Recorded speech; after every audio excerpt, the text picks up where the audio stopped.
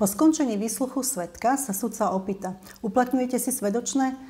A keďže väčšina ľudí nevie, čo to znamená, a povedia, že nie, neuplatňujem. Viete, čo je svedočné? Je to náhrada výdavkov ušlej mzdy alebo iného príjmu.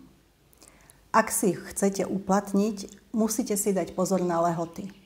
Nárok na svedočné si musíte uplatniť do 3 dní po výsluchu alebo od oznámenia, že výsluch nebude. Inak vám nárok zanikne. A ak si nárok uplatníte, do 15 dní ho musíte vyčísliť. Čo všetko vám môžu preplatiť? Cestovné náklady, teda lístok na autobus, vlak alebo iný verejný dopravný prostriedok.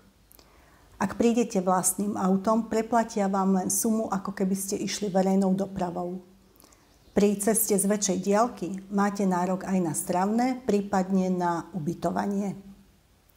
Čo sa týka ušlej mzdy, zamestnanec predloží potvrdenie od zamestnávateľa.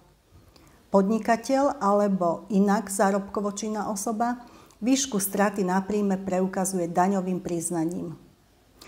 Ak nič z toho nemáte, dostanete náhradu vo výške minimálnej hodinovej mzdy maximálne za 8 hodín na deň.